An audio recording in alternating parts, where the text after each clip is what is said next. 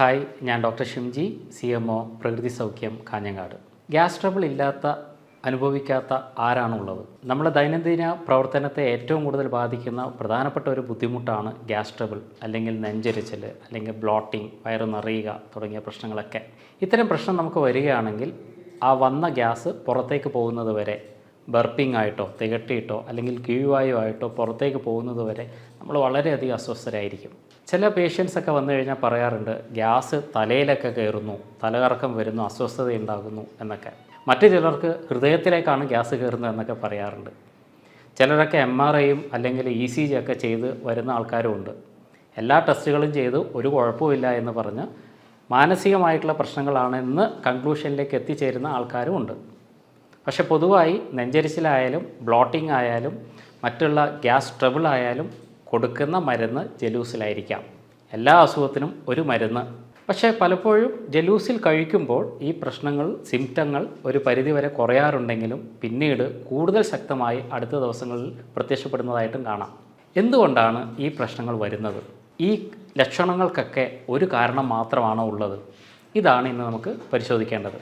ഇത്തരം ലക്ഷണങ്ങൾക്കൊക്കെ ഒരു കാരണമല്ല, പല കാരണങ്ങളുണ്ട്. അതിലേറ്റവും പ്രധാനപ്പെട്ട 2 കാരണങ്ങളെക്കുറിച്ചാണ് ഇന്ന് നമ്മൾ ചർച്ച ചെയ്യുന്നത്. അതിലേറ്റവും ആദ്യത്തേത് ഹൈപ്പോ ആസിഡിറ്റി. എന്ത് പ്രശ്നം വന്നാലും നമ്മൾ പറയുക ആസിഡ് കൂടി, ആസിഡിറ്റി ഉണ്ട് എന്നാണ്. പക്ഷേ പല ലക്ഷണങ്ങളും ഒരു പക്ഷേ ശരീരത്തിനകത്തുള്ള ആസിഡിൻ്റെ അളവ് കുറയുന്നത് കൊണ്ടായിരിക്കാം. എങ്ങനെയാണ് ശരീരത്തിനകത്തുള്ള ആസിഡ് കുറയുന്നത്? നമ്മുടെ ശരീരത്തിൽ ആസിഡ് ഉണ്ടാക്കുന്നത് പെരൈറ്റൽ സെൽസ് എന്ന് പറയുന്ന സെല്ലിലാണ്. ഈ പെരൈറ്റൽ സെൽസിന് ഏതെങ്കിലും തരത്തിലുള്ള ഇൻഫ്ലമേഷൻ വരികയാണെങ്കിൽ ആസിഡിൻ്റെ സെക്രീഷൻ ഉണ്ടാകില്ല. ഇത്തരത്തിൽ ആസിഡിൻ്റെ നിർമ്മാണം തടസ്സപ്പെടുത്തുമ്പോഴാണ് പലപ്പോഴും പലർക്കും ഈ പറയുന്ന അസ്വസ്ഥതകൾ ഉണ്ടാകാറുള്ളത്. എന്തുകൊണ്ടാണ് ഇത്തരം പെരൈറ്റൽ സെൽ ഡാമേജ് അല്ലെങ്കിൽ ബ്ലോക്കേജ് ഉണ്ടാകുന്നത്? ശരിയായ ഒരു കാഴ്ചപ്പാട് അതിൽ വരുന്നത് എച്ച് പൈലോറി എന്ന് പറയുന്ന ബാക്ടീരിയയുടെ അളവ് വരുന്ന വ്യത്യാസമാണ്. എച്ച് പൈലോറി ശരീരത്തിനകത്തുള്ള ആസിഡിൻ്റെ അളവ് കുറക്കാനും സഹായിക്കുന്ന ഒരു കാര്യമാണ്. ഇത് മുൻപേ തന്നെ ഹെൽത്ത് മേഖലയിൽ ചർച്ച ചെയ്യപ്പെട്ടുകൊണ്ടിരിക്കുന്ന ഒരു വസ്തുതയുമാണ്. റീസെൻ്റായിട്ട് നമ്മൾ മനസ്സിലാക്കിയ വേറൊരു കാര്യം കൂടിയുണ്ട്. പലപ്പോഴും ഹൈപ്പോ ആസിഡിറ്റി അല്ലെങ്കിൽ ആസിഡ് കുറയുക എന്ന് പറയുന്ന കണ്ടീഷൻ അസോസിയേറ്റ് ചെയ്ത് വരുന്നത് തൈറോയ്ഡ് ആൻറ്റിബോഡിയുമായിട്ടാണ്. ശരീരത്തിൽ തൈറോയ്ഡ് ആൻറ്റിബോഡി റിയാക്ഷൻ ഉള്ളവർക്ക് ഹൈപ്പോ ആസിഡിറ്റി അല്ലെങ്കിൽ ആസിഡിൻ്റെ സെക്രീഷൻ കുറഞ്ഞു വരുന്നതായിട്ട് ക്ലിനിക്കൽ റിസർച്ചസിൽ വ്യക്തമായിട്ടുണ്ട്. അപ്പോൾ ശരീരത്തിനകത്ത് വരുന്ന ആൻറ്റിബോഡീസ്, തൈറോയ്ഡ് ആൻറ്റിബോഡീസ് കൊണ്ടും ശരീരത്തിനകത്തുള്ള ഹൈഡ്രോക്ലോറിക് ആസിഡിൻ്റെ അളവ് കുറയാം. ഇത്തരത്തിൽ ഹൈപ്പോ ആസിഡിറ്റി അല്ലെങ്കിൽ ആസിഡ് ശരീരത്തിൽ കുറഞ്ഞവരെ എങ്ങനെ പെട്ടെന്ന് മനസ്സിലാക്കാം? ഭക്ഷണം കഴിച്ച് ആദ്യം പ്രശ്നമൊന്നും ഇല്ലെങ്കിലും ഒരു 20-25 മിനിറ്റൊക്കെ കഴിയുമ്പോഴായിരിക്കും ഇവർക്കുള്ള അസ്വസ്ഥതകൾ വർദ്ധിക്കുക. ഇത്തരത്തിൽ ഭക്ഷണം കഴിച്ച് ഒരു 20 മിനിറ്റിന് ശേഷമാണ് നിങ്ങളുടെ അസ്വസ്ഥതകൾ വരുന്നതെങ്കിൽ അത് ഹൈപ്പോ ആസിഡിറ്റി ആവാനുള്ള സാധ്യതയാണ് കൂടുതൽ. നമുക്കെങ്ങനെ ഹൈപ്പർ ആസിഡിറ്റി ആണോ അല്ലെങ്കിൽ ആസിഡ് കൂടിയത് കൊണ്ടാണോ അല്ലെങ്കിൽ ആസിഡ് കുറഞ്ഞത് കൊണ്ടാണോ പ്രശ്നം ഉണ്ടാകുന്നതെന്ന് മനസ്സിലാക്കുന്നത് എങ്ങനെയാണ്? എന്താണ് അതിൻ്റെ ടെസ്റ്റ്? ബേക്കിംഗ് സോഡ ടെസ്റ്റ് ചെയ്യുക വഴി നിങ്ങൾക്കുള്ളത് ഹൈപ്പോ ആസിഡിറ്റി ആണോ എന്ന് നിങ്ങൾക്ക് തിരിച്ചറിയാം. ഇതിൽ ചെയ്യേണ്ടത് 1/4 ടീസ്പൂൺ ബേക്കിംഗ് സോഡ എടുക്കുക, 100 ml വെള്ളത്തിലേക്ക് ഇത് മിക്സ് ചെയ്യുക. അത് കലക്കി കുടിച്ചതിന് ശേഷം സ്റ്റോപ്പ് വാച്ച് ഓൺ ചെയ്യുക.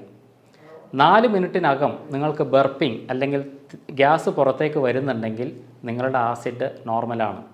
കാരണം ബേക്കിംഗ് സോഡയിലുള്ള ചില കെമിക്കൽസ് സ്റ്റൊമക്ക് ആസിഡുമായി ചേർന്ന് പ്രവർത്തിക്കുന്നതിൻ്റെ ഫലമായിട്ടാണ് ബർപ്പിംഗ് അല്ലെങ്കിൽ പുറത്തേക്ക് ഗ്യാസ് വരുന്നത്. പക്ഷേ നിങ്ങൾക്ക് ആ സമയത്ത് വയറിനകത്ത് ആസിഡിറ്റി ഇല്ലെങ്കിലോ പ്രോപ്പറായിട്ട് ആസിഡ് ഇല്ലെങ്കിൽ ഈ ബർപ്പിംഗ് വരില്ല, തികട്ടലുണ്ടാകില്ല. 4 മിനിറ്റിനകവും ഈ തികട്ടൽ വന്നില്ലെങ്കിൽ ഒരു പക്ഷേ നിങ്ങൾക്ക് ഹൈപ്പോ ആസിഡിറ്റി എന്ന കണ്ടീഷനായിരിക്കാം ഉള്ളത്. ഇത്തരത്തിൽ ഹൈപ്പോ ആസിഡിറ്റി ആണെങ്കിൽ എങ്ങനെയാണ് അതിനെ മറികടക്കാൻ വേണ്ടി കഴിയുക? എൻ്റെ ക്ലിനിക്കൽ പ്രാക്ടീസിൽ സാധാരണഗതിയിൽ ഇത്രയും പ്രശ്നമായിട്ട് വരുന്ന ആൾക്കാർക്ക്, പ്രത്യേകിച്ച് മുട്ടയൊക്കെ കൊടുക്കുമ്പോൾ, ഹൈ പ്രോട്ടീനായിട്ടുള്ള സാധനങ്ങൾ കൊടുക്കുമ്പോൾ അതിന് തൊട്ട് മുമ്പ് ഒരു 5 മിനിറ്റ് മുമ്പ് ഞാൻ അവർക്ക് 1 spoon apple cider vinegar 1 glass വെള്ളത്തിൽ മിക്സ് ചെയ്ത് കൊടുക്കാറുണ്ട്. ഇത്തരത്തിൽ അവർ കഴിച്ചതിന് ശേഷം പ്രോട്ടീൻ അല്ലെങ്കിൽ മുട്ട പോലെയുള്ള സാധനങ്ങൾ കഴിച്ചു കഴിഞ്ഞാലും അവർക്ക് യാതൊരു ബുദ്ധിമുട്ടും ഇല്ലെങ്കിൽ അവർക്ക് ഹൈപ്പോ അസിഡിറ്റി ആണെന്ന് നമുക്ക് ഉറച്ച് വിശ്വസിക്കാം. എന്തുകൊണ്ടാണ് ഈ ഗ്യാസ് ഫോർമേഷൻ ഉണ്ടാകുന്നത്?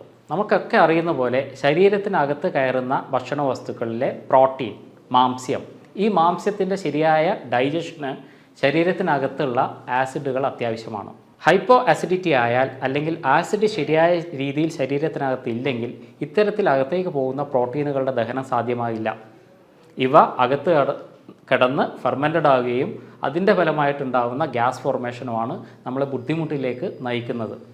അതുകൊണ്ട് തന്നെ ആപ്പിൾ സിഡർ വിനെഗർ പോലെയുള്ള കാര്യങ്ങൾ, ആസിഡ് ക്യാരക്ടറുള്ള വസ്തുക്കൾ നമ്മുടെ ശരീരത്തിനകത്തുള്ള ഇത്തരം പ്രശ്നങ്ങളെ കുറക്കാൻ വേണ്ടി സഹായിക്കും. ആപ്പിൾ സിഡർ വിനെഗർ പോലെ നമുക്ക് ഉപയോഗിക്കാൻ പറ്റുന്ന മറ്റൊരു കാര്യമാണ് ലെമൺ കോൺസെൻട്രേറ്റ്സ് അല്ലെങ്കിൽ ലെമൺ അടങ്ങിയ നാരങ്ങ അടങ്ങിയ കോൺസെൻട്രേറ്റുകൾ. അതേപോലെ തന്നെ ജിഞ്ചർ, പ്രത്യേകിച്ച് ജിഞ്ചർ കൂടി ചേർത്തിട്ടുള്ള മോര്, ഇതൊക്കെ നമ്മളെ ഇത്തരത്തിലുള്ള പ്രശ്നങ്ങളിൽ നിന്ന് മറികടക്കാൻ വേണ്ടി സഹായിക്കുന്നതാണ്. ഇപ്പോൾ നമ്മൾ ഡിസ്കസ് ചെയ്ത എല്ലാ ലക്ഷണങ്ങളും ഹൈപ്പർ അസിഡിറ്റിയിലും കാണിക്കാം, ആസിഡ് വർദ്ധിച്ച അവസ്ഥയിലും കാണിക്കാം. എന്തുകൊണ്ടാണ് ഹൈപ്പർ അസിഡിറ്റി വരുന്നത്? നേരത്തെ നമ്മൾ ചർച്ച ചെയ്തതുപോലെ പെരൈറ്റൽ സെൽസാണ് ഈ ആസിഡിനെ സെക്രീറ്റ് ചെയ്യുന്നത്. പെരൈറ്റൽ സെൽസിലുണ്ടാകുന്ന ചില ട്രിഗേഴ്സ്, അതിനകത്ത് വരുന്ന ചില സ്റ്റിമുലേഷൻസ് ആണ് ഇത്തരത്തിലുള്ള ഓവറായിട്ടുള്ള ആസിഡ് സെക്രീഷന് ഇടവരുത്തുന്നത്. എന്തൊക്കെയാണ് പ്രധാനമായിട്ടും ഹൈപ്പർ അസിഡിറ്റിക്ക് കാരണമാകുന്ന കാര്യങ്ങൾ? അതിലേറ്റവും പ്രധാനം എച്ച് പൈലോറി തന്നെയാണ്. എച്ച് പൈലോറി ഈക്വലി ഹൈപ്പോ അസിഡിറ്റിക്കും ഹൈപ്പർ അസിഡിറ്റിക്കും കാരണക്കാരനാകുന്നു എന്നുള്ളതാണ്. അപ്പോൾ എച്ച് പൈലോറിയെ നിയന്ത്രിക്കുക എന്നുള്ളതും വളരെ പ്രധാനപ്പെട്ട ഒരു കാര്യമാണ്.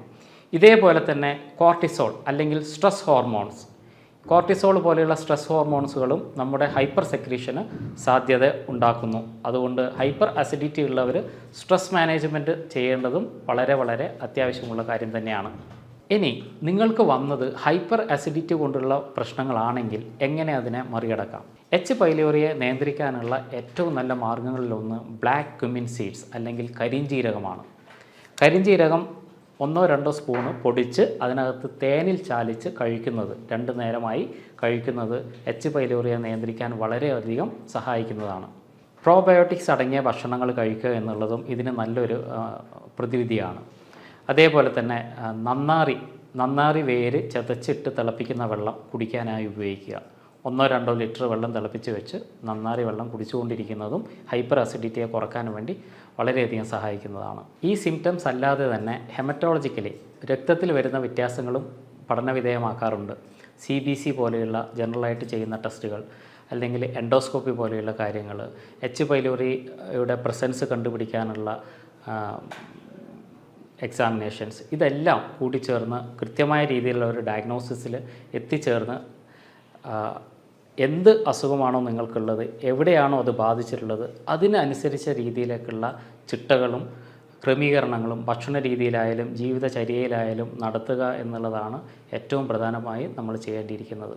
അപ്പോൾ എന്ത് തരത്തിലുള്ള പ്രശ്നമാണ് നിങ്ങളെ ബാധിച്ചിട്ടുള്ളത്, ഹൈപ്പർ ആണോ ഹൈപ്പോ ആണോ എന്ന് തിരിച്ചറിഞ്ഞ് അതിനുള്ള ചികിത്സ ശരിയായ രീതിയിൽ ചെയ്യുക എന്നതാണ് ഈ പ്രശ്നത്തെ മറികടക്കാനുള്ള ഏറ്റവും നല്ല വഴി. കൂടുതൽ ഹെൽത്ത് ടിപ്സുമായി വീണ്ടും നമുക്ക് കാണാം. അതുവരെ എല്ലാവർക്കും നന്ദി.